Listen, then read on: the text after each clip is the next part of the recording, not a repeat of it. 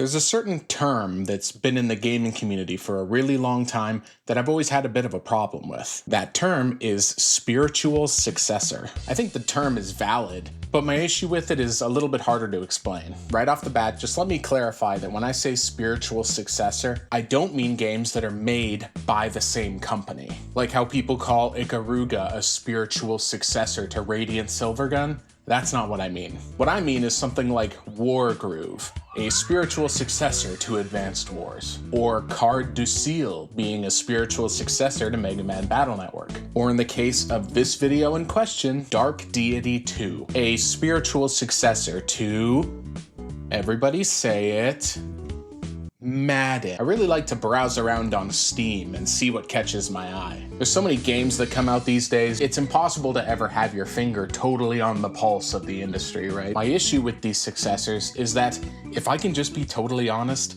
the spiritual successor is never really as good as the original. Don't get me wrong, a lot of the time some of these games are great. Even in the case that this new game meets or even exceeds the original, generally people don't want this kind of successor. If somebody wants to play a sequel to Advanced Wars, they want to play a sequel to Advanced Wars. The core IP matters, the characters matter, the story matters, the general feel of it, it all matters. This is sort of the uphill battle that a lot of these devs are facing when they're making something. When I was browsing around Steam, I came across this game. You could tell right off the bat that it was leaning towards the Fire Emblem fanbase, and from the video that autoplayed, the sprite work looked really nice. While I would typically avoid playing something like this unless I heard about it elsewhere, the little battle sequences they showed were particularly nice. I thought, hey, there's no news about Fire Emblem Engage getting a Switch 2 upgrade patch, so I don't have to worry too much about burning myself out on an SRPG before a new one comes out. When I saw the checkout screen on Steam, I sort of sighed to myself, thinking, oh,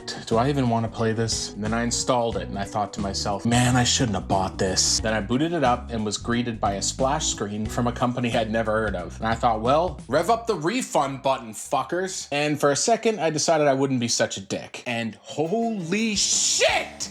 This game rules! It has been a hot minute since I booted up a game with no expectations and had my asshole rocked. Somebody watching this might be a lot like me. When you're playing a game, you sort of nitpick and critique every little detail. You think, oh, well, I know how they should have done this. Or, oh, they should have added this. It would have made it way more fun. The developers of Dark Deity 2 also think that way. Such egregious detail was paid in this game towards systems that other developers would forget. No stone is left unturned, and no system is left uncritiqued. This game is the real deal. These devs have added themselves to my list of people to watch the fuck out for.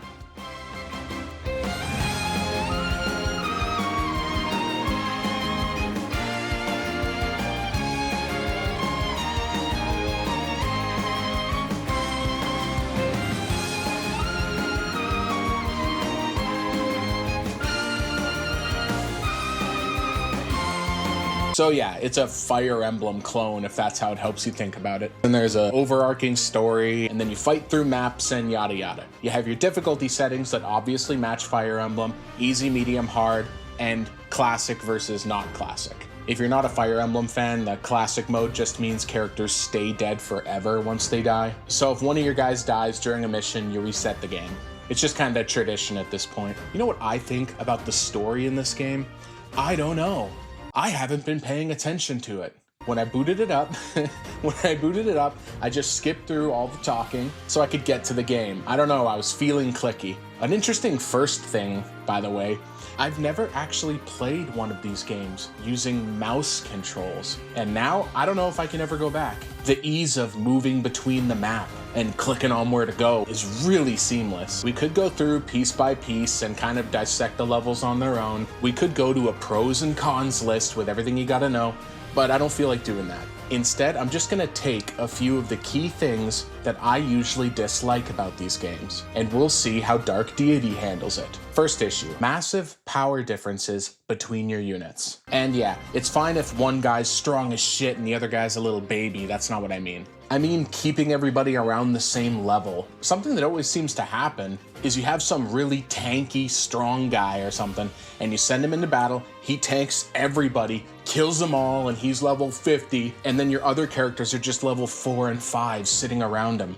And they just get progressively weaker as the game goes on. This is specifically not the case here. I think their fix for it leads into a bit of a game design viewpoint difference. Developers seem afraid that units and characters they make are gonna steal the show, or that if you have a really strong guy, or if you give a guy a really cool move, then everybody's just gonna use him and they'll scream calling your game unbalanced. But that isn't really what happens. What I've always wanted is for the developers to just not give a shit about that, and instead pretend that every character was the main character. In Dark Deity, every unit has a purpose. I know that is usually how these work, but it's not the same. You know as well as I do that in other strategy RPGs, you always have about half your party that's just dog shit. People who hang back and act as heal sluts. Not here. The healers are good and have some cool attacks. Your attacking units don't move slow as hell in exchange for being strong. Everybody can just seemingly do everything. You think this would make everything really unbalanced and the game would be ridiculously easy,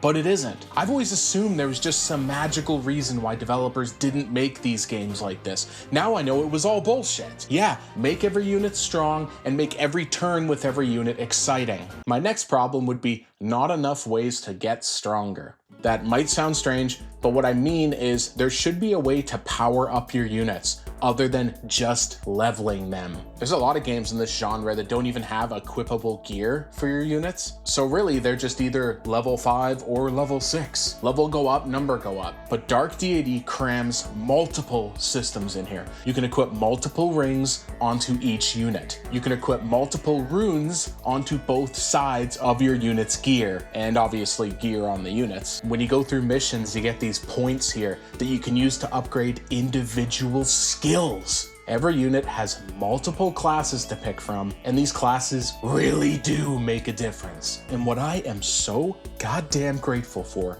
is that the classes aren't just damage dealer or healer. If you have an attacking unit who does a lot of crits with their poison dagger, obviously you're not going to switch them to being a fucking wizard, but it would be cool if they could do different kinds of attacks. In this case, your sword wielder could turn into somebody who wields a sword with one hand and chokes people magically with the other, or they apply a poison coating to their sword, or they jump into the middle of a fight and cause a shockwave of damage. You know, different kinds of attacks. It has always bugged the shit out of me that games don't do this. Finally, we have somebody doing it the way I want. You can see these massive stat differences when you switch your class. You can use these crystals you get during missions to create rings to put on people. The rings are big too. Stuff like adding cleave to one of your unit's attacks, or giving them massive defense buffs when there's no other people around. The true lone wolf option. You get these potions as you play that you can just use to increase different stats on your guys separately. Why has this not been in anything else? And no, this isn't the same as finding a power potion in the bushes. There are so many ways to make your units stronger, it is honestly absurd. The typical trade-off for that is that you end up doing a bunch of bullshit menu navigation that's boring. Not here, because you are building the exact team that you want. The map design is great. You get to split off your party into different groups, and you really get a feeling for which units work together. As you go through the game, you'll build rings and apply gear on your characters specifically to buff other units that you know you're gonna pair them with. Speaking of pairing them with, yeah, there's a bonding system. And it's great, I assume. I honestly don't know, because I clicked through this to get the stat bonuses. If I did have any kind of complaint, the art style can be a little Western sometimes, but dude, come on. Look at this battle screen. It is perfect. Go ahead, look at it. I'll leave it on the screen for a while. You know as well as I do, it is perfect. Everything's so vibrant and jumps out at you. In the options, you can turn the grid display on, but you definitely don't need it. The missions even have these secondary and tertiary goals on top of the main one. so you get some extra loot if you do something special. Because of all the options for rings and gear and stuff, the bonuses they offer you are especially important. Because I've gone through the menus so much, I know what kind of things I'm looking for. So when I see a mission offering an onyx as a special gear for a side mission, I'm fucking on it. So yeah, there it is. I played this for about 6 hours and then turned the game off and went to my mic and just said what I was thinking. There is a very real future where this game is in that list of untouchable games. You know, 𝘿𝘼𝙍𝙆, Hollow Knight, Rocket League, these independent games that really broke the mold and established themselves.